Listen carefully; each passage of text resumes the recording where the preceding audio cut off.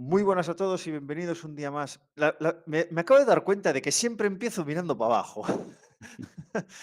Muy buenas a todos y bienvenidos un día más a Inside Sports Science. Hoy tengo el placer de estar con Juan José Pulido. Pulido, ¿qué tal? ¿Cómo estás? ¿Cómo te encuentras? Hola, buenos días, ¿qué tal? Pues bueno, un placer estar aquí y intentando que echemos un buen ratito de productividad. Por supuesto. Hay varios pilares que hemos comentado antes de la entrevista y antes de nada me gustaría pues, que entrasen en contexto a la gente que nos escucha para saber pues, de dónde vienes, un poco el contexto y a partir de ahí pues empezamos a construir la conversación. ¿Te parece? Por supuesto.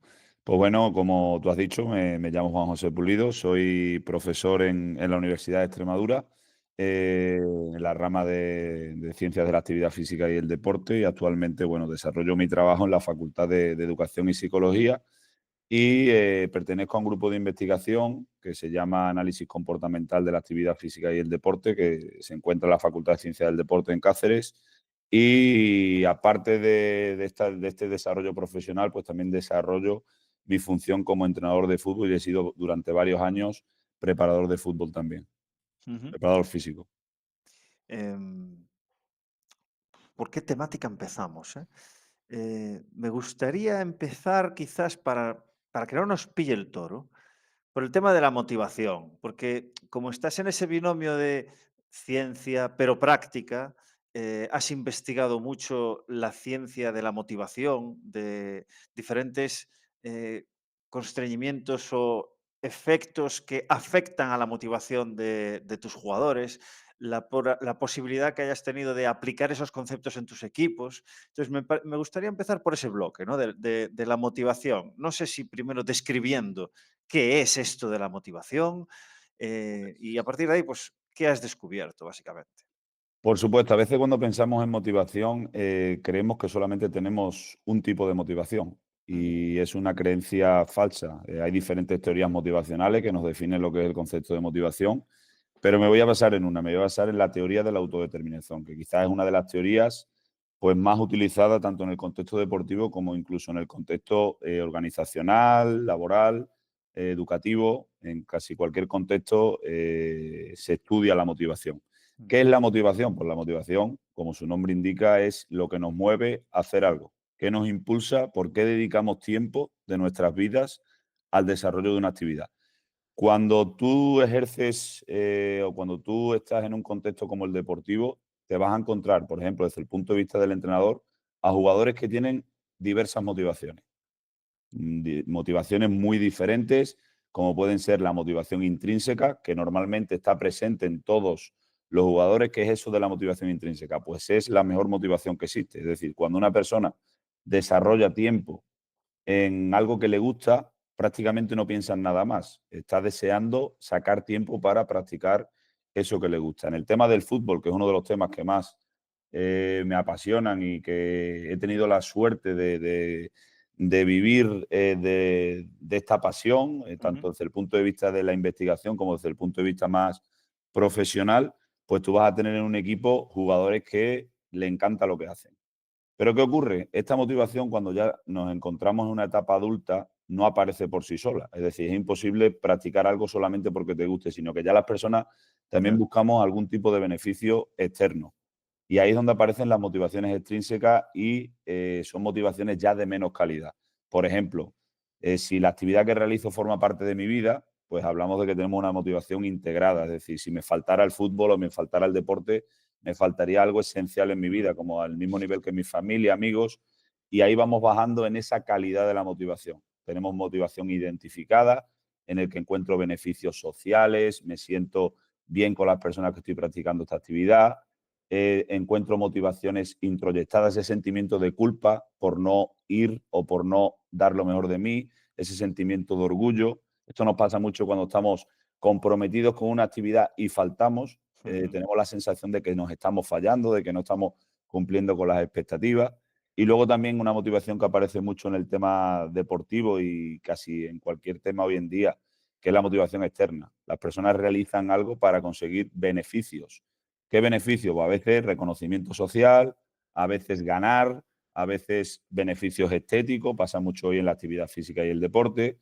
y es una motivación de muy baja calidad, pero puede convivir con otro tipo de mm, motivaciones. Es decir, la motivación no solamente es una. Hay personas que pueden presentar motivaciones de alta calidad, como la motivación intrínseca, o motivaciones de menos calidad. Y por último, te vas a encontrar incluso jugadores o personas que no entienden muy bien por qué están jugando a fútbol, que a veces hasta hay que preguntárselo. ¿Realmente tienes algún tipo de autodeterminación para hacer esta práctica? Y esto, pues, estas motivaciones, si tú, por ejemplo, las conoces desde el punto de vista teórico, creo que te ayudan a mm. manejar mejor un grupo y sobre todo a identificar qué tipo de motivaciones te puedes encontrar en tu equipo, con tus jugadores y qué estrategias puedes utilizar para Mm. intentar potenciar esa motivación. O sea, que tú puedes tener a un grupo motivado, pero por diferentes razones. La clave está en encontrar qué es lo que le motiva a cada uno, que me imagino que no es solo un factor y que es contextual. Pero ¿cómo es ese primer approach, Pulido, de encuentras a un jugador que es talentoso, que tú, lo típico, ¿no? Que le ves una proyección, ¡guau! Si este tío trabajase, ya, pero es que para eso necesita, pues, disciplina, necesita dedicarle horas, exposición, etcétera. Igual no está motivado para hacerlo, a pesar de que tenga la proyección y la capacidad para poder llegar más lejos. Entonces, tu approach con esa persona para, oye, pues desde el punto de vista del rendimiento, pues mi intención es pues, que llegues al mejor nivel posible. ¿Cómo inicias esa conversación con ese jugador para intentar detectar qué es lo que le va a motivar para poder llegar a ese máximo nivel? Y hay muchos ejemplos mira, yo estoy en Girona y me acuerdo de Margasol, un jugador que de repente hizo un clic en un verano aquí en Acasballo, Girona, y dijo, hostia, pero este tío va por todas. ¿Qué es ese clic? ¿Qué preguntas debemos hacer? ¿Cómo conseguimos abordar esta situación? Pues desde esa teoría que te comentaba antes, bueno, primero, antes de nada, tienes que conocer mucho a la persona. Aquí hay unos factores personales que juegan un papel fundamental y no Mm, todas las personas son iguales. No las mismas estrategias te van a funcionar con las mismas personas porque, aunque la motivación sea la misma, hay factores personales y la motivación es uno de los elementos más difíciles de transformar. mm, Pero sí tenemos estrategias que podemos tocar para intentar mejorar esta motivación y sobre todo que el jugador entienda por qué desarrollar este tipo de motivación es importante. Tenemos estrategias que se llaman estrategias de apoyo. ¿Qué debemos apoyar? Pues todas las personas tenemos cuatro necesidades que son básicas. Todos queremos ser autónomos en el sentido de tengo que sentirme importante. Es decir, mm, el jugador, el deportista necesita sentirse importante, necesita que se le escuche, que pueda dar opiniones. Incluso si tiene un jugador que es una extensión de un entrenador dentro del campo, que tenga oportunidades para desarrollar esa personalidad, que no se la coaccionemos, o sea, le demos ese rol, ese protagonismo, esas responsabilidades, que los escuchemos y sobre todo hacérselo ver que su función dentro del equipo es fundamental para conseguir los objetivos que nos hemos propuesto, esas expectativas de rendimiento que se nos espera. Esa sería una necesidad, cuando una persona necesita sentirse el guía de su propio comportamiento.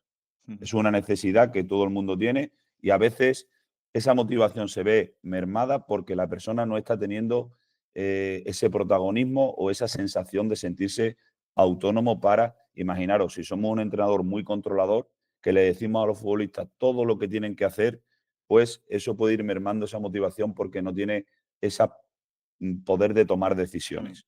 mm, Por otro lado, tenemos otra necesidad, que es la necesidad de competencia. Todo el mundo necesita sentirse que vale para lo que está desarrollando. Y eso también afecta mucho cómo se comporta el entrenador. Entonces, al jugador le tenemos que hacer sentir que es eficaz para la tarea que tiene que desempeñar. Y también tenemos que comprender el proceso en el que estamos sumergidos, en este caso, el rendimiento. Por ejemplo, ¿qué es sentirse eficaz? Me Muchas veces parece los difícil entrenadores. esto, ¿eh? Me parece Sí, y difícil. aquí también entra en juego el tipo de liderazgo que asumimos con nuestro equipo. Si Mm, nosotros somos un tipo de líder muy transaccional, ¿qué quiere decir transaccional? Que solamente miramos errores, que solamente miramos aciertos, que solamente atendemos a los jugadores que hacen bien las cosas, que no atendemos a los que lo hacen mal. Estamos siendo muy transaccionales y estamos mermando su competencia, su percepción de habilidad, de autoconfianza para desarrollar estas funciones. Entonces, esa necesidad es fundamental también para que eso después se traduzca a motivaciones más autodeterminadas. Otra necesidad fundamental, y sobre todo en equipos, en deportes colectivos, las relaciones sociales. El jugador se tiene que sentir integrado con el grupo con el que desarrolla su actividad. A mí me ha pasado de que he tenido jugadores que no encajan, que no tienen feeling con el resto de compañeros y tú tienes que intentar buscar estrategias para mejorar ese feeling. Hay muchas dinámicas grupales, hay muchas tareas cooperativas, interdependencia a la hora de conseguir objetivos, es decir, el entrenador puede buscar diferentes estrategias para mejorar las relaciones interpersonales dentro de su equipo. Por supuesto, también otras estrategias extradeportivas, como intentar potenciar actividades sociales con tu grupo o intentar acordarte de cosas extradeportivas, preocuparte por sus problemas personales. Al final son personas, también les gusta que le pregunte y que te acuerdes de, o tienes al niño malo, oye, ¿cómo está tu niño? Mm, Ser cercano, ser empático, ese tipo de ser un ejemplo a seguir como entrenador. Si yo exijo una cosa, tengo que yo dar ejemplo de ser esa cosa, no puedo exigir algo que no soy. Entonces, ese tipo de estrategias también son fundamentales y sobre todo hacen que los jugadores se sientan integrados con su equipo y que se sientan identificados, crear esa identificación de equipo. Y mm, por último también la novedad, que es una necesidad relativamente nueva, valga la redundancia, pero que es una necesidad que los entrenamientos no sean monótonos, que siempre intentemos ir un poco más allá, que nos salgamos a veces un poco de nuestra zona de confort, que atendamos también a las sugerencias de los futbolistas, porque al final nosotros somos esclavos de nuestros deportistas cuando manejamos un grupo. Si ellos no quieren, si ellos no están convencidos, y hay entrenadores que mueren con sus ideas, pero mm, mueren. mm. Entonces no siempre hay que morir con nuestras ideas. Incluso hay jugadores que te pueden dar una visión diferente, que tú no conocías, y si intentamos ser abiertos en la escucha, pues podemos también mejorar incluso como equipo, ya no solamente aspectos motivacionales o de ambiente. ¿Crees que es Esas cuatro posible? necesidades son, Sí. son fundamentales. Muy interesante, he apuntado varias cosas, ¿eh? Pero voy con la última. ¿Crees que es una utopía pensar en el equipo como una única unidad? O sea, es posible, porque tengo la impresión de, yo desde luego no he estado en ningún equipo que fuese uno, que es muchas veces el mensaje que se vende desde el staff, de tenemos que ser una unidad. Pues yo, de momento, tengo 39 años y no he estado en un equipo en el que fuese una unidad, sino varias unidades que tienen un objetivo común, pero al final hay que atender a las motivaciones personales de jugadoras que quieren un contrato el año que viene, porque en femenino normalmente los contratos son de un año. Ujú. Entonces, yo estoy con un contrato garantizado, pero me estoy jugando el contrato del año que viene. Entonces, hay esos intereses lícitos de las jugadoras de, de egoísta, o sea, de que necesito que me vaya bien a mí también, no solo al equipo, porque igual el año que viene no estoy aquí. Entonces, joder, ¿cómo? Es una utopía. O sea, es la primera pregunta. ¿Es una utopía pensar en un grupo como una unidad? Cuando me estabas diciendo esto, se me ha venido a la cabeza dos variables que las considero súper importantes. Por un Sí. lado, el exceso de cohesión social. Es decir, cuando hay un exceso de cohesión social y solamente miramos el bienestar grupal, el que todos estemos bien, que todos estemos contentos, y dejamos o olvidamos un poco la cohesión tarea, ¿qué es la cohesión tarea? Intentar ser mejor cada día. Y también la coexigencia dentro de un equipo, ¿qué es la coexigencia? Yo me estoy jugando un puesto contigo y yo voy a apretar para intentarte quitar el puesto. Y ya no solamente Claro. un puesto dentro de un equipo, dentro de un partido, sino que al año que viene sé que el equipo se va a reforzar y tú o yo nos vamos a ir fuera. Entonces yo tengo que intentar luchar por ser mejor cada día. Entonces tenemos que intentar buscar ese equilibrio entre lo que es la cohesión social y la cohesión tarea, entendiendo la cohesión tarea como intentar ser mejor cada día como deportista. Para ser mejor cada día como deportista, yo tengo que subir mi nivel y eso va a hacer que tú subas tu nivel. Ujú. Entonces, está claro que es muy difícil encontrar un equipo totalmente unido, pero sí creo que hay que intentar involucrar en nuestros jugadores, nuestras jugadoras, que el equipo es uno, pero que se compone de muchas piezas.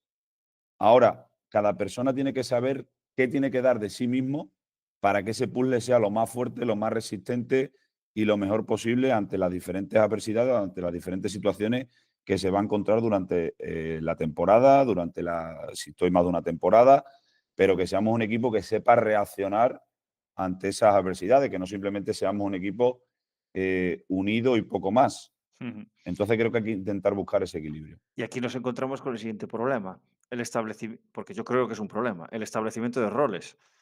¿El establecimiento de roles pulido se da o que no está, me imagino que no es tan binomial, pero ¿se da o lo buscas tú? Por ejemplo, con la gente que he entrevistado de rugby, tú no buscas un líder. El líder emerge. O sea, y no tiene por qué ser el veterano. En rugby es muy conocido siempre la figura de...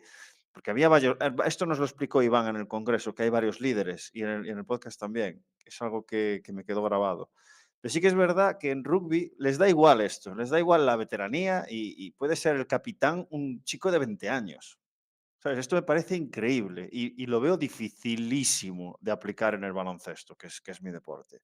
Entonces, coméntanos un poco qué recomendaciones nos das a la hora de establecer roles, de cuando ves a un jugador que en el gimnasio te dice, es que no sé cuál es mi rol.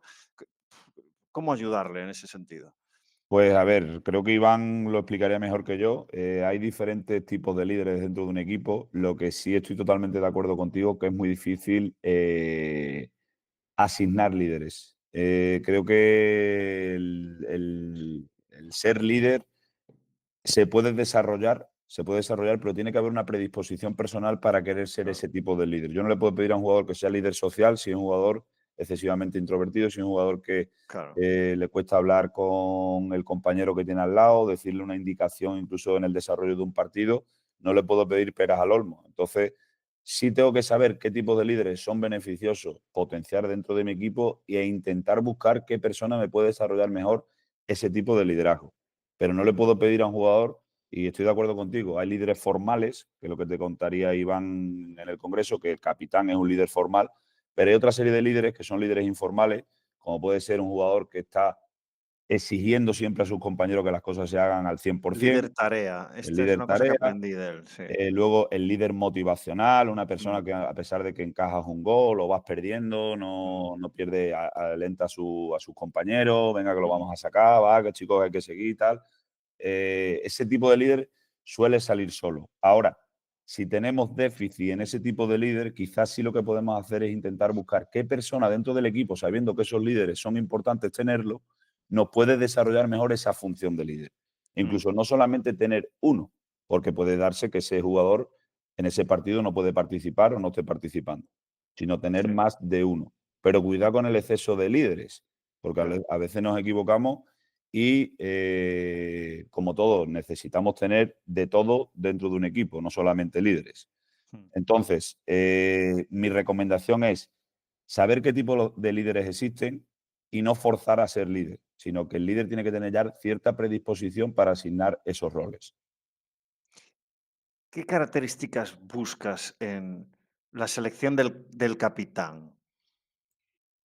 A ver, yo sí tengo muy en cuenta que sea una persona identificada con el club, ¿vale? Y eso no te lo Vale. dan los años. Es decir, una persona que entienda dónde está, porque a veces es importante que entienda la filosofía del club, que entienda su trayectoria, que entienda cuáles son los valores que se persiguen, cuál es el camino a seguir, no solamente a corto plazo, sino a largo plazo, que se sepa de dónde se viene, que se sepa dónde va, Mm, que sea un ejemplo a seguir en muchas, no solamente verbalmente ni como jugador por su calidad o sí, su rendimiento, sino que sea una persona que transmita valores, que transmita respeto, que transmita confianza, que el jugador lo vea como una persona a la que le puede contar un problema, que sea una persona predispuesta, que sea una persona eh, flexible, abierta, es decir, que tenga características personales de ayuda al resto de compañeros. Por supuesto, también que sea una persona importante y reconocida dentro del equipo. Eso a veces no te lo dan los años. Tú puedes fichar a un jugador que ya es veterano, que viene de otro equipo y que tiene un gran bagaje futbolístico y que rápidamente se identifica con el club y se mm, entiende cuál es la filosofía y las expectativas que persigue el club y puede ser capitán rápidamente. Pero quizás esos son los valores o las características que se buscan dentro de un capitán, que sea una persona mm. que perfectamente se identifique con el club, que sepa lo que el club significa y sobre todo que los compañeros lo vean como una persona, un ejemplo a seguir. Te voy a poner en un dilema, me parece. ¿Qué harías en la siguiente situación? Fichas como entrenador en un equipo que acaba de adquirir un equipo en una división que nunca ha tenido. Entonces, todos esos jugadores no son del club, ninguno de ellos. Vienen de otro club que te han cedido los jugadores. Entonces, nadie tiene sentimiento de club. De hecho, les han dado una patada de su otro club, porque no los quieren, lo han cedido a otro club. ¿Cuál evidentemente, Pulido, no tienes toda la información, o sea, es un poco encerrona. No, no, yo te digo lo que yo haría, a lo mejor te puede Sí, salir claro, bien. claro. Aquí Pero desde luego no hay sentimiento de club. lo bueno o lo malo de todo lo que estamos hablando es que ojalá fuera una receta mágica, que Ya. tú lo haces y sale bien, ojalá. Luego los resultados son los que mandan, eso está claro. Yo lo que haría es trabajar la identificación de club. ¿Cómo se trabaja la identificación de club? Pues primero conozco a mi plantilla. Es decir, a pesar de que no han estado nunca aquí, en los primeros entrenamientos ya ve cómo funciona un grupo. Ya ve qué persona es de una manera, qué persona es de otra, qué persona puede encajar mejor en esta función. Tú ya vas pensando en cómo puedes ir eh, encajando esas piezas que necesitas para que el equipo funcione lo mejor posible o para establecer ese tipo de líderes. Y luego creo que la identificación del club hay que trabajarla. Hay que trabajarla.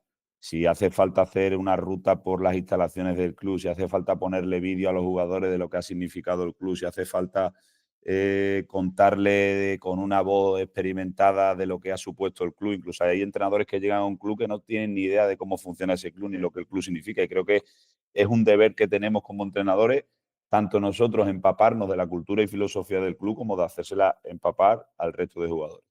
Y Mm, luego, lo que te decía, en los primeros entrenamientos, incluso puedes hasta diseñar tareas en las que se vea quién es más líder que no líder, en las tareas en las que hay que resolver problemas, que no les das la solución. Imagínate, tenemos que llevar el balón de aquí a allí, pero yo no te doy las pautas, tenéis que averiguarla entre vosotros. Y ella se ve perfectamente quién tiene más dotes de liderazgo, quién tiene menos, quién se deja llevar, quién no se deja llevar. Si los jugadores siguen a esa persona que está proponiendo cosas, ahí ya se ve perfectamente quién mm, te puede funcionar en cada una de esas responsabilidades que puedes marcar dentro del club. Entonces, creo que es un proceso primero de conocer a tu equipo, mm, conocer qué jugadores pueden encarar bien y, por supuesto, hacer un trabajo de identificación y que sepan dónde han venido con las herramientas que tengas disponibles, o bien personas que le cuenten la historia y filosofía del club y la importancia, vídeos, antiguos jugadores, presidente, personas de la entidad, visitas por la ciudad. Yo, por ejemplo, esto nos ha pasado cuando yo estaba en el Extremadura, había jugadores que no vivían en Almendralejo. Y había una gran diferencia entre los jugadores que no vivían en Almendralejo y jugadores que venían de fuera, que simplemente venían aquí a entrenar. Y mm, hablando con este entrenador me decía, es que estos jugadores no tienen ni idea de lo que es Almendralejo. Y eso es un problema, no saber en la ciudad en la que estás representando al final un escudo. eh, ¿Por qué? Porque aquí se persigue o se busca, incluso la afición busca un tipo de jugador que no sea frío, que sea un jugador que lo dé todo, que se entregue en el campo independientemente de su calidad. Entonces, claro, tú te paseas por la calle en el día a día y hasta y de manera involuntaria estás recibiendo FIFA mm, por la afición, por la gente que te está siguiendo, y claro, si tú no vives aquí, pues estás un poco en una onda paralela y creo que es importante que el futbolista se sumerja un poco en la cultura del club.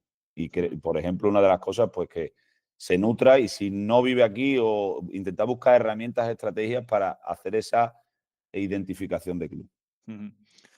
Cuando estuve leyendo el libro de Brett Bartholomew, de Conscious Coaching, que habla de los arquetipos un poco y de los roles, para ya acabar un poco este bloque, yo tenía una premisa no estudiada de que cada año que pasa, si se te va un líder, te va a llegar otro, con otras características, pero va a haber otra persona que el año anterior tenía otro rol y ese rol primario que queda vacante lo va a ocupar otra persona, ¿sabes? Hay veces que no, que echas en falta algún rol, pero los principales yo creo que se cumplen. Por ejemplo, el rol del líder social va mutando. O sea, si se va este, ese puesto queda vacante y lo va a ocupar otra persona que el año anterior no tuvo ese rol.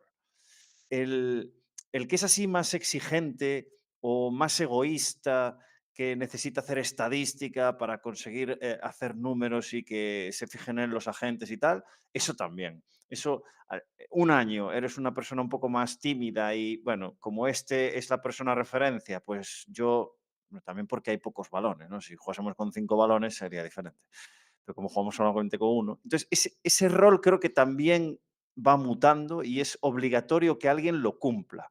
Y ahora, después, o sea, después de leer ese libro, ya estoy pensando en el año que viene, en plan, ¿quién va a ocupar esta plaza cuando este jugador se marche? ¿Sabes? ¿Tú crees también que estos roles se deben de cumplir siempre? Mm, tienen que estar siempre, pero no siempre están con la misma fuerza. Mm, Me explico. Por ejemplo, te decía antes que dentro de los roles no solamente debe haber una persona, porque puede pasar que esa persona no esté. ya. Entonces, también tenemos que inculcar eso de que nadie es imprescindible Mm, y que dentro de una misma función, por ejemplo, quiero imaginarme que en un equipo no solamente existe un capitán, tenemos diferentes capitanes, cada uno con su personalidad, pero todos tienen que tener unas características comunes. Es decir, tenemos que saber, o ellos tienen que saber qué tiene que transmitir un capitán. ¿Qué es eso de ser capitán? mm. ¿Qué buscamos nosotros en un capitán? Entonces, no solamente es asignar y ocupar, sino que es hacer y representar. Sí, sí. Y eso se lo tenemos que transmitir. Es decir, o por lo menos si no está haciendo lo que nosotros buscamos en esa persona, en ese capitán, eh, intentarlo reconducir para que se den esos roles. Entonces yo creo que deben estar siempre. Depende un poco de las necesidades y de las características de cada equipo. Por ejemplo, hay equipos que se autorregulan muy bien. Entonces, a lo mejor no es necesario tener un líder tarea tan Sí. marcado y tan visible y que los entrenamientos, porque es un equipo que entrena muy bien y que no hace falta, se toma las tareas al 100%, con mucha intensidad, las hacen con mucha concentración, el dinamismo de los entrenamientos es muy bueno, la transición entre actividades es muy buena. Entonces no hay esa necesidad de que ser líder tarea esté muy marcado. Pero imaginemos que tenemos la situación contraria, un equipo que tiene muy poca autorregulación, que entre una tarea y otra, ese líder es fundamental, Mm, porque la voz del entrenador solo o de sus ayudantes no es suficiente.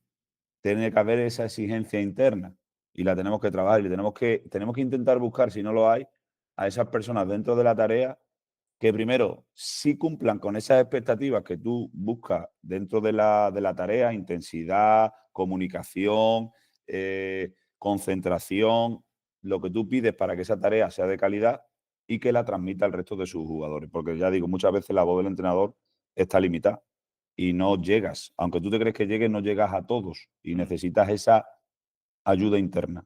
Entonces, tienen que estar, sí, no siempre de la misma fuerza y de la misma medida. Va a depender un poco también del desempeño del equipo. Sí, sí, sí, sí, totalmente. Ahora mismo no se me ocurre ningún ejemplo, pero el mismo mensaje enviado desde diferentes líneas jerárquicas, una del entrenador o staff, otro desde el gimnasio, otro desde el vestuario, mismo mensaje, cala diferente. Esto es así. No tengo la ciencia de que lo demuestra, pero a nivel empírico es así, es así. Sí, mira, me acuerdo de un ejemplo, Xavi Alonso en el Madrid, Mm, cuando era futbolista, eh, era un ejemplo a seguir, pero sin hablar. Llegaba 2 horas antes, se metía en el gimnasio, se hacía baños de contraste.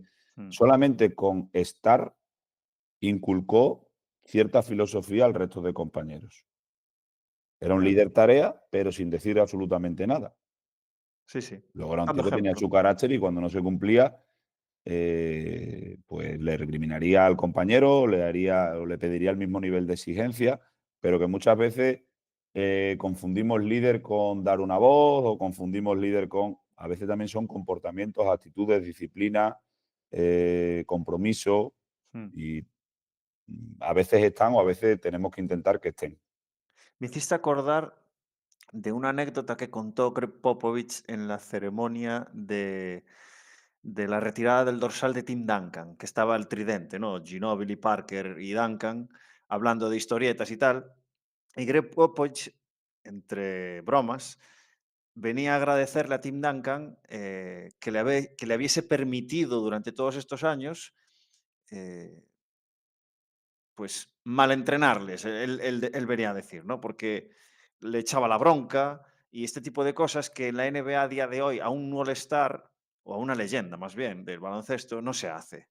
Entonces, la capacidad que tuvo Tim Duncan de entender que eso era bueno para el equipo provocó que Ginóbili cuando llegó, Tony Parker cuando llegó y otros jugadores que tenían mala fama actitudinal vieron eso que lo estaba haciendo Greg Popovich con su superestrella, dijeron, ¿qué coño voy a decir yo si Tim Duncan está aquí chupando todo lo que le está diciendo el coach? Entonces, Claro, eso daba ejemplo también.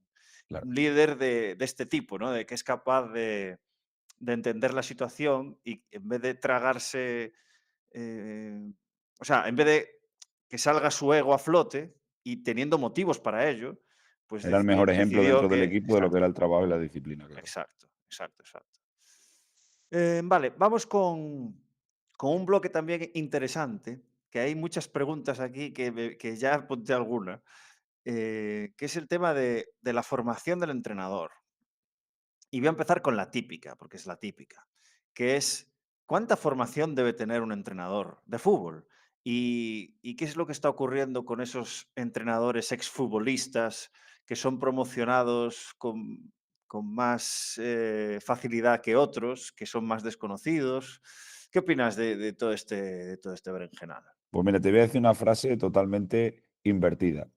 A ver, Mientras menos edad tienen los niños o los futbolistas, más formación hay que tener. Y entonces, me da claro, mucha ya, pena, ya. y me da mucha pena. El problema es que no se paga, claro. Yo soy padre de un niño de 10 años que es un enamorado del fútbol. Y bueno, creo que tiene una gran suerte porque tiene un gran entrenador. Pero sí es verdad que creo que hay que regular nuestra profesión en nuestro país. No puede ser, y lo digo muchas veces cuando doy mis clases, yo doy una asignatura que es la educación física en educación primaria, en educación secundaria. Y lo digo muchas veces, para ser profesor de educación física necesitas tener tu licenciatura, necesitas tener ya un máster de aptitudes pedagógicas, aquí se llama máster en educación secundaria, el MESO, necesitas sacarte tus oposiciones, muchísimos años de estudio, y luego te vas a un instituto y a un tercero de la ESO o a un cuarto de la ESO le das 2 horas a la semana de educación física. Hmm, Y te están exigiendo toda esa formación cuando estás 2 ratos a la semana hmm, con tus adolescentes. Luego te vas al deporte base, porque me atrevo a decir que es casi todo el deporte base, aunque por suerte algunas disciplinas deportivas sí que lo trabajan bien. Yo me centro más en el fútbol, aunque se exige cierta formación, pero podríamos debatir aquí, daría para 7 podcasts, el tema de cómo está la formación de los que son entrenadores para ser entrenador de fútbol, de niños pequeños, de a lo mejor un alevín que entrena 3 días a la semana, que encima compiten fuera, que vas a un viaje con ellos, que estás 7 horas en un autobús, no te siguen absolutamente nada. hmm. Con toda la transmisión de conocimiento, de actitudes desde el punto de vista social, desde el punto de vista cognitivo, desde el punto de vista deportivo, desde el punto de vista físico, y no te están exigiendo absolutamente lo mínimo, el requisito mínimo. Entonces, repito, mientras más pequeños son, creo que la formación tiene que ser mucho mejor, porque son el futuro y porque las expectativas de ser deportistas de alto rendimiento son escasas. Hay estadísticas de que, por ejemplo, en Extremadura hay 35.000 niños que practican fútbol y solamente el 0,0001% va a llegar a ser futbolista profesional. Es decir, 10 de esos 35.000. Mm, 10 de esos 35.000 van a poder vivir de ese deporte. Y vamos, no sé cómo estará la situación en otras comunidades, pero aquí en Extremadura todos los fines de semana tristemente hay noticias de los padres insultan al árbitro, ya. expectativas de Mm, rendimiento, riña entre dos padres. ¿Por qué? Porque vemos mucha tele y porque iba a decir Messi y Cristiano, ya están medio retirados, porque Mbappé y Lamine Yamal los tenemos ahí, y tenemos niños de casi la misma edad y creemos que van a llegar a... porque ha metido 7 goles en el campeonato regional de su pueblo. Entonces, repito, haciéndose inciso, que es una cuestión que Es me una enerva, realidad, es una realidad. porque mi primer trabajo fue en la Dirección General de Deportes de la Junta de Extremadura, dando charlas en clubes de escuela del deporte. Entonces, de esto hace casi 20 años y veo que la situación está igual o peor. Pero bueno, haciéndose inciso, ¿cómo es la formación? Pues yo creo que la información tiene que ser permanente, ya hablando de fútbol más de rendimiento, fútbol más amateur, semiprofesional y profesional. Creo que la formación es muy importante. Está claro que el conocimiento que se tenga de haber sido deportista profesional te puede valer para ciertas situaciones, porque lo has vivido en tus propias carnes y a veces creo que es importante, Mm. pero La creo que idiosincrasia de estar en un vestuario ya es muy importante, la verdad. sí, pero también creo que eso también se adquiere, aunque no lo llevas dentro, pero Mm, si la experiencia de entrenar a muchos equipos y los años también te lo dan. Tú ya sabes cómo se puede sentir un futbolista, aunque no lo sientas por dentro, pero llevas muchos años entrenando y has vivido estas situaciones. No las has vivido personalmente, pero también te lo Permíteme hacer un llevas inciso. Depende, porque tú puedes vivir un contexto y no aprender de él. Y esto lo he también. vivido, con entrenadores que les da igual. Sí, tienen su libro de Les da ruta igual y no pasan y a la acción, no aprenden y cometen el mismo error una y otra vez. totalmente de acuerdo, totalmente de acuerdo. Entonces yo creo que tiene que haber cierto equilibrio, es decir, podemos encontrarnos dos tipos de entrenadores, un entrenador que venga del mundo más formativo, de Mm, que incluso que tiene esa capacidad de adaptación, esa capacidad de entendimiento, a pesar de no haber vivido el deporte profesional en primera persona, en su desarrollo como futbolista. Y mm, luego tenemos, por otro lado, personas que no han tenido esa formación, pero creo que se han preocupado de tenerla y han sido deportistas profesionales en el deporte que después van a desempeñar su función como entrenador, que son excelentes entrenadores. Pero también tenemos el caso contrario, lo que tú has dicho, entrenadores formados que no son capaces de adaptarse y entrenadores que han sido deportistas profesionales, que una cosa es saber tirar una falta y otra cosa es ya, qué mensaje le tengo que dar a un jugador cuando tira mal una falta, o qué mensaje le tengo que dar a un jugador cuando no tiene confianza, o qué mm, mensaje le tengo que dar a mi jugador cuando quiero que me haga un cierto comportamiento dentro del campo. mm, Al final lo decíamos, ¿no? No por ser el número uno en el tenis vas a ser el mejor entrenador de tenis y no por ser no por no haber jugado nunca a tenis no puedes ser un buen entrenador de tenis. Entonces yo creo que no hay que limitar quién puede llegar a ser entrenador, sino que creo que tiene que haber lo que tú has dicho antes, creo que lo has dicho muy bien, que el entrenador que llega y no ha vivido esa experiencia, sepa empaparse de esa experiencia o mm, intente nutrirse al máximo posible de esa experiencia. Y el que no ha tenido esa formación, a priori o en un principio, se preocupe porque su formación sea cada vez mejor. Es decir, que un entrenador haya sido futbolista profesional, creo que tiene que saber de liderazgo. Creo que tiene que mm. saber de gestión, de cómo se gestiona un grupo, de qué motivaciones se puede encontrar. Eso ya desde aspectos psicosociales, pero es que también tiene que saber de preparación física, aunque tenga el mejor preparador físico del mundo. Es que tiene que saber también de cómo se puede mejorar aspectos técnicos, cómo se pueden mejorar aspectos tácticos, cómo podemos hacer nuestras tareas de entrenamiento desde un punto de vista metodológico mejor. Es decir, tiene que intentar o rodearse de los mejores, que esto pasa en el deporte profesional ya en alta escala. Tener Pero tu grupo, ¿no? claro, escuchaba el otro día a Luis Enrique en el PSG que dice: "Yo no sé hacer nada, pero tengo a los En su mejores", documental, en su ¿verdad? documental, Es pero buenísimo su documental, lo tengo los recomiendo. mejores a mi alrededor. Sí, sí. ¿Y qué es lo que está él diciendo con eso? Que tiene la capacidad de adaptación, porque hay entrenadores, lo que tú has dicho antes, que llegan a la élite y como han sido futbolistas, se piensa que lo saben todo Ujú. y no quieren O escuchar nada aplican más. lo que han aprendido en su experiencia. O aplica lo que han aprendido en su experiencia sin escuchar segundas versiones, sin dejarse Claro. aconsejar, sin tener esa Sí, sí. capacidad de renovación día tras día, porque esto no son matemáticas, lo has dicho antes, lo que te funciona en un equipo no te funciona en otro, lo que no Y te que está en funciona aquí. constante evolución. El fútbol de Por ahora no supuesto. es el fútbol de hace 10, 15 años. Por supuesto, la persona que te dice que planifica anualmente es una mentira. En un deporte Totalmente. donde cada semana la emoción que te genera un partido cambia, es imposible planificar a largo plazo. En el Mm, fútbol me atrevo a decir que se planifica no de un día para otro, pero sí de 5 días para otro. ujú. Entonces, te tienes que aconsejar por lo menos de los mejores. Es un trabajo en equipo al final. Sí, sí, sí. También me hiciste acordar de otra sensación que tuve, que lo estuve debatiendo con mi mujer cuando pasó, creo que fue el año pasado, cuando Grimau, era el entrenador del Barça de baloncesto y bueno, lo promocionaron, ¿no? Porque antes estaba entrenando a Leva, si no me equivoco, o era un juvenil, no me acuerdo. Pero bueno, entrenador de club, ¿no? De puta madre, lo promocionas y venga. Y juegan Euroliga contra Zelko Obradovic, que es el entrenador más laureado de Europa. Y gana el Barça, ¿sabes? Y ahí empezamos a debatir, hostia, tío, es que Grimau, con todos los respetos, pero coño, no me compares la experiencia que tiene Grimau a nivel entrenador con Zelko Obradovic, por favor.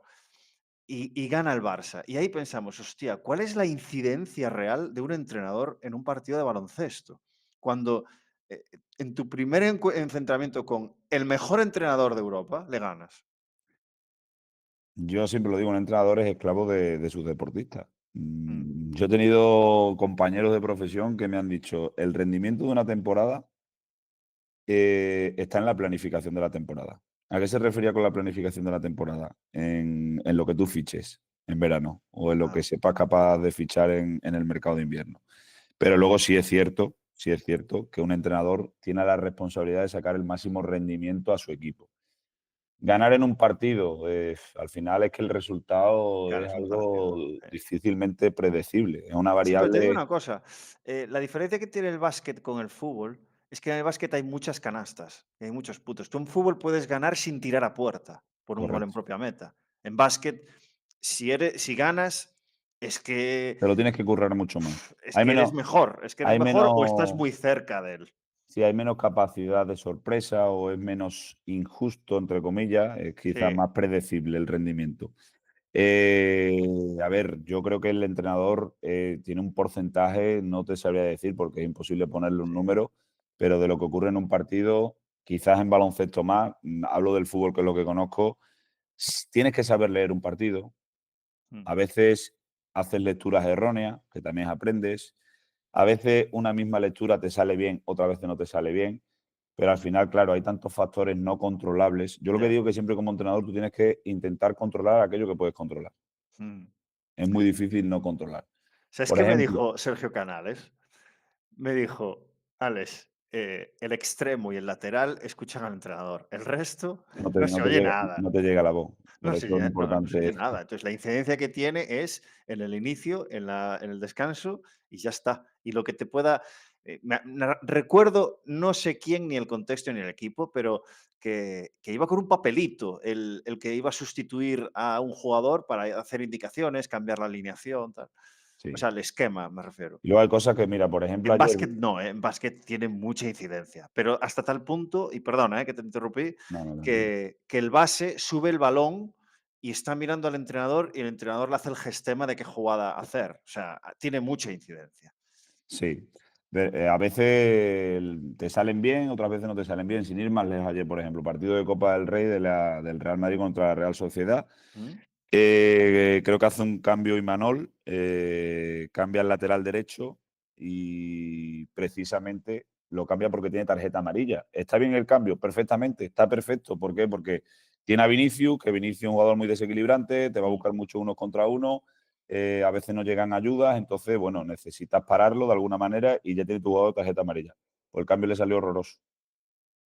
Se pone 1-3 ganando y el Real Madrid nada más sacar de centro, jugada en banda izquierda del Real Madrid, el lateral derecho que acaba de salir comete un error en la anticipación y por ahí viene el 2-3 del Madrid y luego mm. fallan dos o tres ocasiones más. Desde el punto de vista del entrenador, tomó una buena decisión Imanol ahí, al cambiar a un lateral derecho con tarjeta amarilla cuando te has puesto 1-3, tienes ahora mismo el pase a la final y para mí sí, teóricamente, pero luego depende del rendimiento que te dé el otro jugador. Entonces, claro, En qué minuto fue el cambio?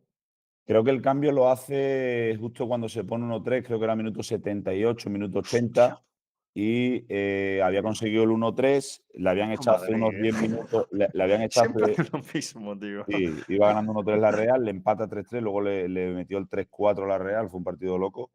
Y al final en la prórroga había ganado el partido de ida el Real Madrid 0-1 y al final pasó el Madrid con el 4-4. Entonces, bueno, no le salió bien. Desde el punto de vista o Mm. desde la teoría, ¿está bien hecho el cambio? Estaba Sí. justificado el Estaba cambio. justificado, pero Mm, no te sale bien.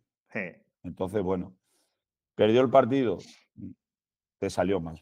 En esta claro. ocasión te salió mal. Pero, repito, la incidencia de un entrenador, quizá en un deporte como el fútbol, que es el que yo más conozco, por supuesto que tiene incidencia, si no nuestro trabajo no existiría, pero sobre todo tiene una incidencia diaria muy importante y no solamente en la predicción de resultados. Sí, sí, sí. Cada vez que hablas me haces recordar un momento.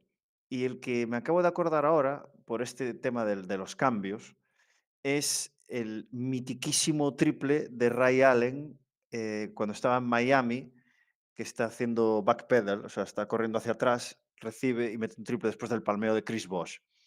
Si os fijáis en esa acción, Tim Duncan no estaba en la pista porque le sustituyó Greg Popovich. Aún a día de hoy no sé por qué, porque no tenía problemas de faltas, o sea, quedaban segundos, quedaban muy pocos segundos. LeBron James había fallado un triple anteriormente y nadie se lo explica. ¿Cómo quitó? Y la pregunta que te quiero hacer es, hostia, desde el punto de vista de un entrenador, ¿cómo te quedas después de tomar esa decisión que, bueno, yo no estoy dentro de ese staff, pero quitar a tu máxima estrella, a tu mejor reboteador de un partido en el que de un momento en el que te estás jugando ser campeón de la NBA, porque si ganaba ese partido ya está. Y lo que pasa es que ganó Miami y luego ganaron el séptimo partido y ese fue la debacle, ¿no? ¿Cómo te quedas después del partido diciendo, ¿por qué coño he sacado a mi jugador? Póntelo en tu contexto. ¿Por qué he tomado esta decisión? Un entrenador, sobre todo cuando pierde, le da mil vueltas a las decisiones que ha tomado, ¿no? Es decir, Sí. rebobina el partido en su cabeza mil veces, mil Mm, veces. Y aquí tendría que haber hecho esto, aquí te debería haber hecho esto no me ha salido bien, esto me ha salido mal. Y repito, sobre todo aquí sí que somos un poco resultadistas, lo hacemos teniendo en cuenta la consecuencia que ha tenido y sobre todo cuando mm, la consecuencia es negativa. Hay muchas decisiones que toman o muchas acciones que incluso hacen tus deportistas dentro de un partido que no acaban de manera traumática, o no mm, acaban en gol, o no acaban en derrota, y el nivel de importancia que le das es muchísimo menor a cuando tiene una consecuencia negativa, como es perder un partido, o que te hagan un gol, o que ese gol suponga que no has ganado un partido, que pierdes un mm, partido en el minuto 90. Entonces, yo lo digo siempre, desde que acaba el partido hasta que empieza el siguiente entrenamiento, el entrenador, creo que el 95% de sus energías y de su pensamiento están visualizando una y otra vez el partido mm. y visualizando qué decisiones ha tomado y sobre todo en las que ha fallado. Yo tenía que haber hecho esto, me he equivocado en esto, aquí si hubiese hecho esto, hubiese pasado esto. Y yo de verdad no soy un entrenador con una gran experiencia y en el fútbol, pues un fútbol semiprofesional, pero con los años no aprendo. ¿Qué quiero decir con los años no aprendo? Yo pensaba que con el paso de los años pues iba a ir relativizando esa visualización tras partido, ese análisis, esos aspectos condicionales. ¿A qué me refiero con aspectos condicionales? Si hubiese hecho esto, quizá hubiese pasado esto. Si hubiese hecho esto, Mm. pues yo creo que van a más en vez de a menos. Entonces, como entrenador, y además un entrenador está preocupado hasta cuando ganas. ¿Por qué? Aquí estamos Porque, jugando con la causalidad. O sea, exacto, justificar una situación de causa-efecto me parece imposible. es imposible. Es intentar, bueno, pues deseando que llegue el siguiente entrenamiento para intentar mejorar esos errores, pero van a aparecer otros. Al final el deporte es un juego de errores Sí. y a veces los cometemos los propios entrenadores, está claro. Me gustaría jugar un poco, Pulido. Vale, Jugamos. por supuesto, yo soy un jugón, no, no dentro de la pista. Messi se hace entrenador. ¿Crees que sería un buen entrenador? Sin conocerlo, ¿eh? Uf, Lo digo porque es uno de los mejores jugadores de la historia. Y te podía haber escogido a Ronaldo, ¿eh? Me da igual. vale, Aunque son muy diferentes, sí, pero sí, son bueno. muy diferentes. A ver, ¿puede ser un gran entrenador? Puede serlo, pero no tiene por qué serlo.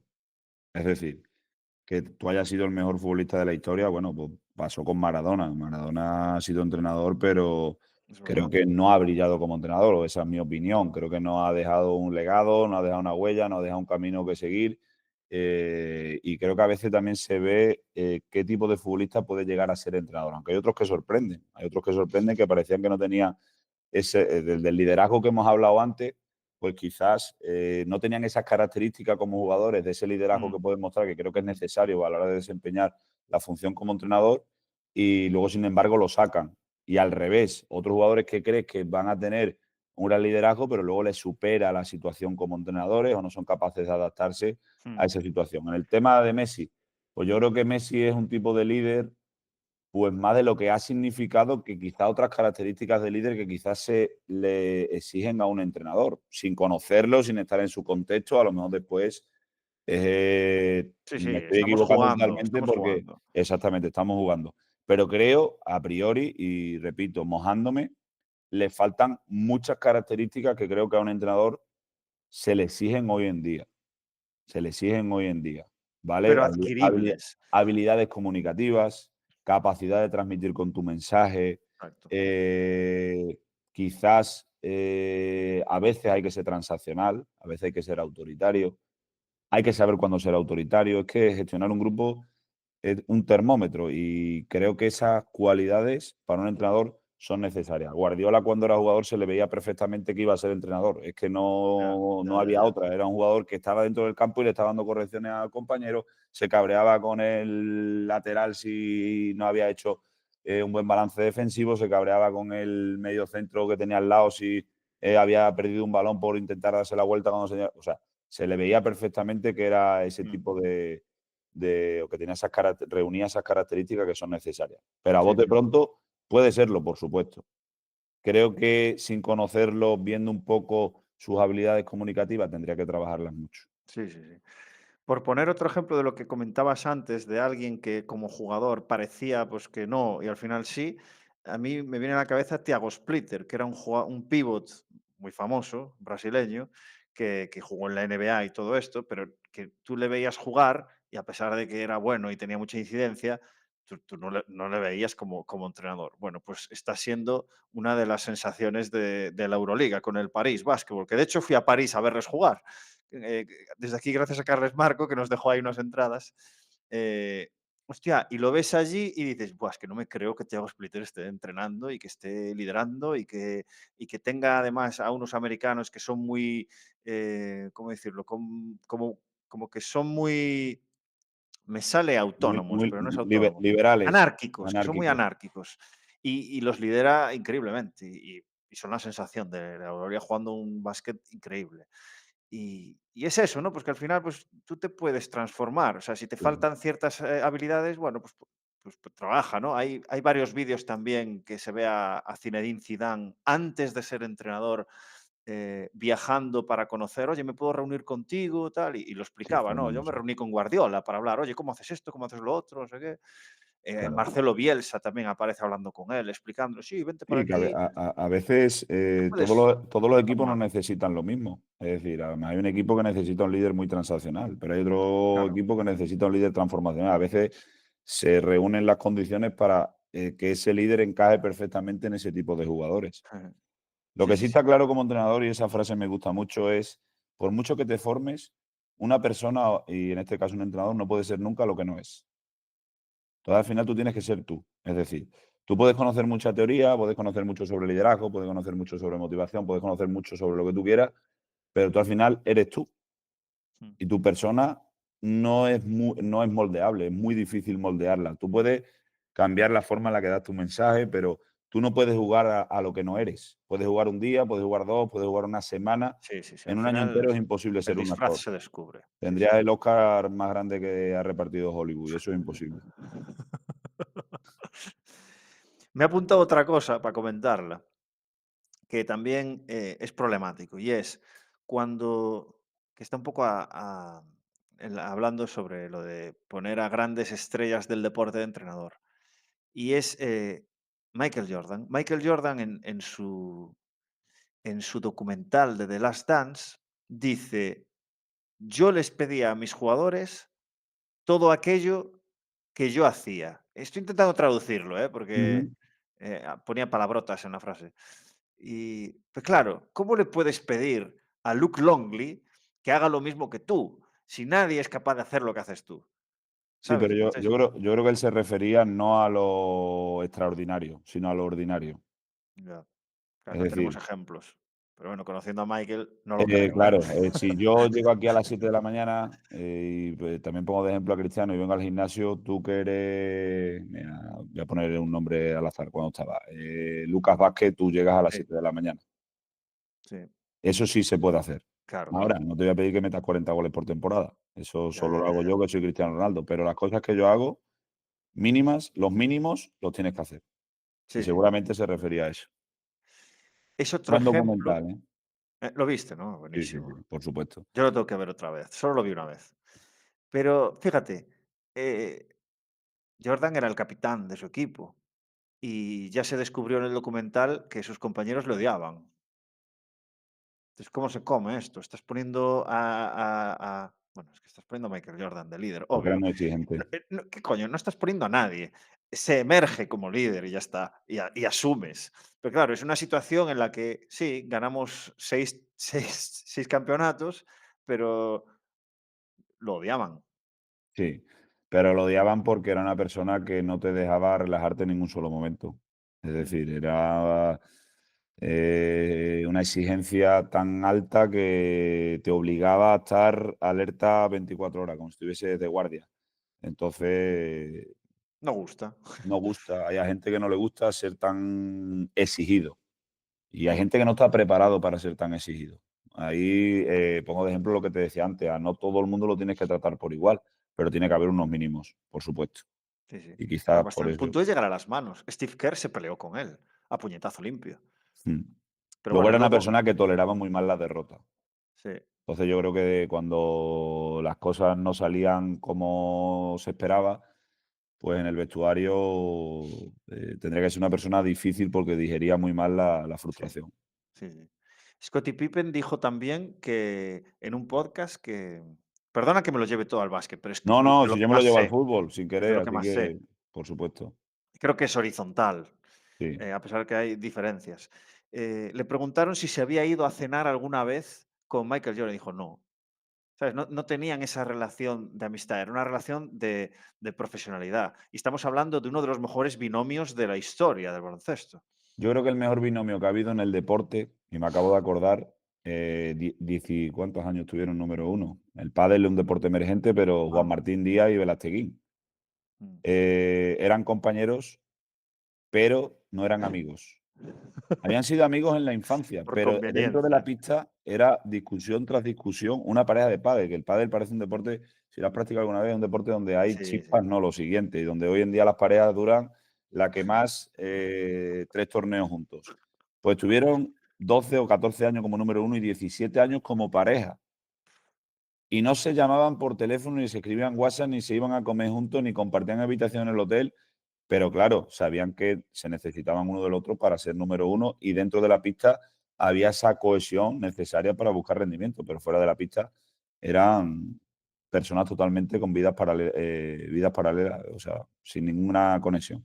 ¿Ves? Estamos hablando de ejemplos reales de éxito que no cumplen con lo que la teoría nos está diciendo, ¿no? De Pero eran que, deportistas muy de- inteligentes, porque dentro de la pista sí sabían lo que tenían que hacer para hacer su compañero mejor. mm, Y luego, claro, se conocían personalmente, se conocían muy bien y saben perfectamente. Tú a un jugador le dices un feedback malsonante y reacciona. A ya, otro jugador le dices un feedback malsonante y lo hundes.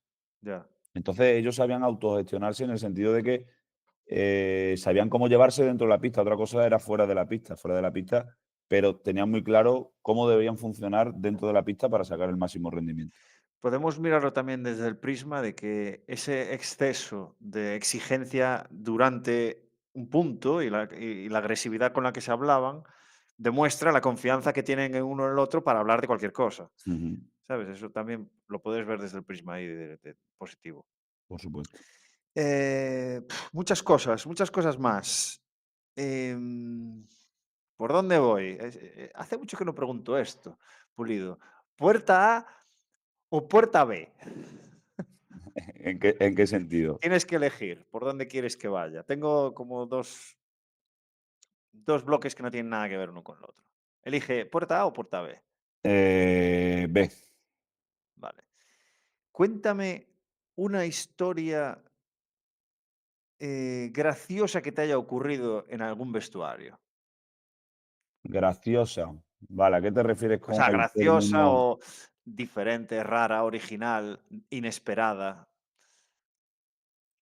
inesperada, graciosa? Si no, tengo la otra puerta, ¿eh? ¿Me puedes decir la otra puerta y te cuento una de las dos y elijo? Es porque ¿Es porque no la quieres contar o es porque no No, se te ocurre? es que no sé a qué te refieres con graciosa. No sé ahí el graciosa en un vestuario. Da igual, da igual, da igual. Mira, voy a aprovechar, porque es otra cosa que tenía apuntada. Vestuario. ¿Cómo es para ti una charla prepartido ideal? No, ideal no. ¿Cómo son tus charlas? Quizás un poco largas. Pero ¿cómo la Hay que estructuras? hacerlas O más sea, cortas. Bueno, primero, eh, hablo ligeramente, aunque ya se habla mucho durante la semana y sobre todo con el tema de vídeos y demás, pues sí. ya sabes cómo vas a plantear el partido, pero simplemente recuerda, siempre recuerdo tres, cuatro cosas desde el punto de vista ofensivo, desde el punto de vista defensivo. Dependiendo del partido tocas más o menos lo emocional. Al principio me gusta ser muy filosófico, quizá, Mm. y muy cinéfilo. Me gusta hacer esos símiles de idas y venidas, de lo que ha sido la semana, con alguna película, con alguna serie de televisión. Encima, como está tan de moda, pues es Sí, sí. fácil, la gente lo visualiza rápido. Y luego rápidamente, pues intentarle tocar esa parte emocional necesaria para cada tipo de partido. Hay veces que intentamos tocar la parte emocional cuando hay una sobreexcitación, creo que es negativo. Ya hay esa excitación, ya está. En todo caso, lo tienes que intentar regular, tienes que intentar buscar ese arousal emocional justo para competir. Entonces, bueno, repito, intenta hacer charlas de no más de 10 minutos, me lo pongo como obligación. Intento, repito, tocar esa parte emocional, a veces sobrecitando, a veces intentando bajar Mm, esa excitación, con símiles filosóficos, metafóricos, cinéfilos, que nos ayuden a entender un poco cómo estamos y qué necesitamos en este tipo de partidos. Y luego, sobre todo, me centro en cuestiones de partido, pero de repaso. sí. Que Tres, ya lo cuatro cosas conocen. Sí. y ya cosas más individuales. Oye, recuerda aquí, tienen a tal o tienen a cual, tenemos que estar muy pendientes o aquí cuidado cuando selecciones bien cuando tienes que hacer esto, cuando selecciones cuando tienes que hacer lo otro. Si el partido tiene las acciones a balón parado, pues cada vez tiene mayor importancia, también las repasas y básicamente esa es mi estructuración. Vale, vale, vale. ¿Has tenido alguna situación en la que hayas tenido algún jugador que estuviese desmotivado por la razón que fuese, puede ser profesional o personal, y que hayáis hecho algún tipo de actuación, intervención y haya salido adelante? O sea, algún ejemplo, algún caso. Sí, por supuesto, jugadores desmotivados tienes todos los años. Yo siempre digo Mm, una frase que de una plantilla, si tienes 23 futbolistas puedes convocaros, normalmente nosotros ah, llevamos claro. 18 convocados, pues ya tienes 5 que te odian.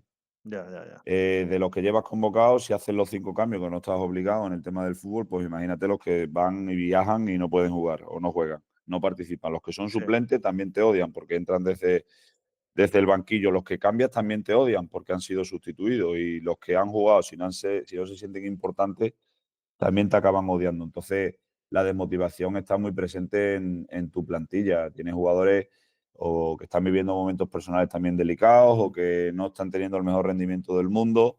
Pues a esos jugadores hay que intentar, yo soy muy de charlas individuales Mm, de que no le doy tanta importancia a la tarea o citarlos antes, tomarme un café con ellos, hablarles, escucharles, que se sientan escuchados, que eso también a veces es importante. Intento ser muy transformacional en ese sentido, intento buscar diferentes soluciones ante esos problemas y que se sientan respaldados y a veces preocuparte mucho también por lo personal, ser un poco psicólogo. No mm. solamente preocuparte por lo deportivo. A veces tenemos el error como entrenador de que solamente pensamos en los deportistas como deportistas y no como Sí. personas. Entonces, preocuparte un poco también por esa faceta personal porque le va a ayudar a crecer como deportista. Esto me parece complicadísimo, porque en básquet tienes 11, 12 jugadores. Bueno, los de Euroliga pues serán 14, 15. Eh, esto me parece, no sé si podrías profundizar un poco más en cómo es el día a día con esta gente que está luchando por tener minutos, por llegar a ser titular y que prácticamente, corrígeme, su única opción de serlo es que alguien se lesione, Vale, que pues alguien tienes, tenga acumulación de yo tarjetas o algo. para mí tienes que ser muy honesto, muy honesto. Mm, Yo siempre digo que el jugador se pregunta cuando juega, perdón, cuando no juega. Nunca pregunta cuando juega. ya, Y esta ya, frase es lo digo verdad. mucho, lo digo mucho con ellos. Digo, nadie me viene a decir por qué he jugado, mister. Siempre me venía a decir por qué no he jugado. Mm, Entonces creo que tienen que buscar o tienen que saber las razones por las que juegan y las razones por las que no juegan. Y tienes que ser honesto. Luego la justicia es también, aquí hablando antes de la filosofía, me gusta ponerle mucho este ejemplo, que la diferencia entre el bien y lo justo. Yo le digo muchas veces que me miren como entrenador y no como persona. Es decir, yo tengo 3 niños y los 3 tienen la misma edad y solamente tengo una ración de comida para que sobreviva uno. ¿Qué haríamos desde el punto de vista filosófico? Pues, según la ley filosófica, deberían morir los 3, pero estaría bien salvar a uno. Entonces, yo como entrenador muchas veces, como persona te pondría a ti. Has entrenado muy bien, te comportas muy bien dentro del equipo, pero yo al final a mí me contratan para sacarle rendimiento claro. al equipo, no para Mm, ser buena persona. Entonces, creo que explicarle los motivos por lo que no está jugando es clave y qué se le espera de él. Y también que esas razones sean corregibles. ¿A qué me refiero con corregibles? Pues que estén de su mano, porque que eres tengan, rubio, sí. claro, que tengan la capacidad de poder mejorar esas cosas. Pues si tienes un jugador que eso sabes que es muy difícil que lo mejore, no se lo vas a decir. O a veces también explicarle las razones de por qué has tomado, hay tipos de partidos que requieren Sí, otro unas registro y características otras en la características alineación. y no y por ese motivo a lo mejor no ha jugado.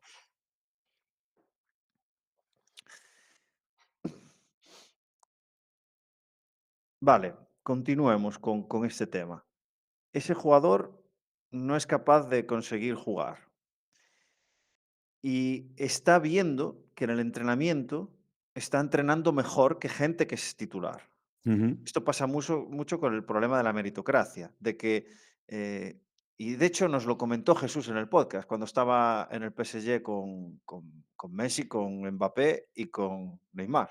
Decía, es que da igual lo que haga esta gente, porque entrenan mejor que estos tres, pero van a jugar estos tres. Entonces, joder, qué sensación, ¿no? De estar entrenando, de estar demostrando al entrenador que es válido para esa posición, pero no vas a ser titular, porque están estos tres. a ver, nunca, no siempre hay una relación directa entre lo bien que se entrena y lo bien que se compite. Mm, Tienes jugadores que entrenan muy bien y no compiten bien. Y esto pasa. Y pasa siempre. Y pasa en todos los equipos. Y mm, hay jugadores que entrenan mal y compiten muy bien. Pasa lo contrario.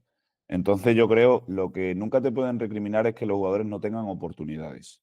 Tú oportunidades le tienes que dar a todos los jugadores, o por lo menos que sientan que han tenido la oportunidad sí, de desarrollar su potencial. Y luego las oportunidades en el fútbol profesional hay que aprovecharlas. Las oportunidades hay que aprovecharlas. Tú le estás dando las condiciones para que pueda aprovechar esa oportunidad. Lo triste es que haya jugadores que entrenan mal y quieran tener oportunidades o que ellos crean que están entrenando bien cuando mm, realmente están entrenando mal. Y luego encima cuando tienen la oportunidad, porque a pesar de entrenar mal, le ha dado la oportunidad, encima no la aprovechan. Entonces, tener otra oportunidad te va a costar.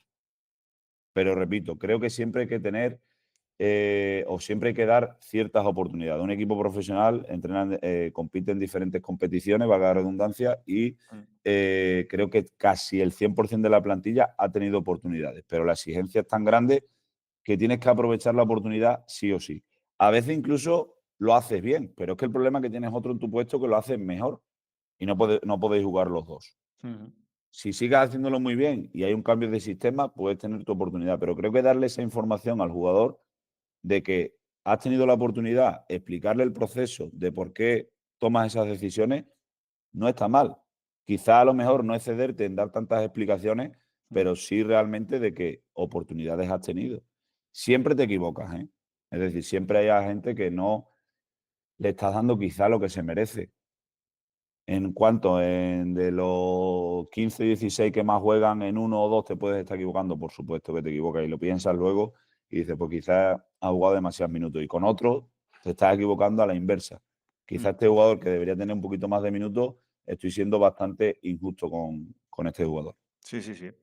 Yo tengo una frase para utilizar con este tipo de jugadores que están entrenando bien, que no tienen la oportunidad de jugar tanto, ya no de titular, porque en básquet es muy fácil con los cambios ilimitados, pues es fácil que tú puedas entrar, incidir en el juego y quedarte y al final jugar 20 en vez de 5. Entonces, esta gente que se queja, yo les digo siempre lo siguiente, porque yo no soy entrenador, bueno, ahora sí que soy entrenador, no, o sea, de título, pero no soy entrenador, soy prepa, pero cuando me quedo en el gimnasio con uno o dos, pues te cuentan cosas, ¿sabes? Y yo les digo lo siguiente, les digo, el entrenador, cualquiera, no es tonto. Si tiene a LeBron James en el banquillo, lo va a poner a jugar. O sea, porque él quiere ganar. Y le da igual, le da igual. Entonces, si yo llego y le digo, tienes a LeBron James, venga, va a venir a jugar el próximo partido, ¿tú te crees que lo va a dejar en el banquillo? Lo va a poner a jugar. Entonces, tú lo que tienes que hacer es que cuando el entrenador haga así y mira al banquillo, te vea a ti y te vea con herramientas de, hostia, vale, es que este me va a ayudar para esto, esto, esto y esto. Pumba, a jugar. Si no lo ve, no te va a poner. Entonces, Claro. hay un dicho en Estados Unidos que es, eh, el jugador piensa, así lo digo bien, el jugador piensa, play me and I will show you, cuando en realidad es al revés, es show me and I play you. ¿Sabes? Es Correcto. como este binomio que está constantemente ahí chocando de que, Sí, que de no que tú, solamente vale con estar, que hay que claro, demostrar. exacto. Y si me lo demuestras, al final acabarás jugando, porque el entrenador quiere ganar y le da igual a qué coste. Quiere ganar, quiere la victoria. Si le ayudas a conseguirlo, jugarás más. Punto. Total. Esto es así. Es crudo, pero es así. Aunque entrenes mejor, entrenes peor, da igual. Tú tienes que hacerle ganar. Y cuando lanzo este mensaje, ahí ya se les acaban los recursos para debatir, porque es que es una verdad tan rotunda que es que no puedes hacer nada. Lo que tienes que hacer es mejorar, obvio. Vale. Tengo muchas más cositas por aquí. El tema de los datos. Pulido. Ujú. eh, hay gente que y ya voy acabando, ¿eh? Hay gente que jugadores que les das los datos y como que le resta importancia. Hiciste tantos kilómetros, ya, pero lo importante no son los kilómetros, sino qué tipo de kilómetros hice, qué tipo de pases hice, si tuvo calidad o no, si incide en el juego o no. Entonces, es como que no se le está dando tanta importancia a toda esta cantidad de datos que se están volcando con los GPS y, y los jugadores les da igual todo esto. ¿Tú qué opinas de este tema de los datos y a dónde estamos yendo en el futuro de los datos? A ver, los datos creo que son muy importantes, sobre todo desde el punto de vista de la información que nos dan a la hora de cuantificar cargas. Es Mm, decir, por ejemplo, desde el punto de vista físico, pues tú puedes ver cómo el futbolista vuelve tras una lesión, si cuánto tiempo tarda en recuperar mm, sus parámetros o sus demandas físicas que tenía previos a la lesión, o la acumulación de minutos. No es lo mismo un jugador, por ejemplo, estoy viendo los datos de la liga, que tenemos un convenio con ellos, pues Rafinha es el jugador que más corre a alta intensidad, cómo se puede dosificar ese tipo de jugadores desde el punto de vista físico. Desde el punto de vista del análisis, por ejemplo, de partido, visualización, del tema de scouting, pues creo que toda la información que tengas del equipo contrario mm, te puede ayudar para solucionar diferentes situaciones que te puedes encontrar a lo largo del partido. Entonces, si sabemos manejar bien esa infinidad de datos que tenemos hoy en día, podemos mejorar en cierta medida el rendimiento de nuestro equipo. Pero, ojo, yo siempre cambio las preguntas. No por manejar más datos vas a tenerla o vas a rendir mejor, sino que tenemos que saber manejar esos datos y para qué lo queremos mm, utilizar. Y también, pues hay, creo que en ciertos contextos se utiliza o sobreutiliza el tema de los datos.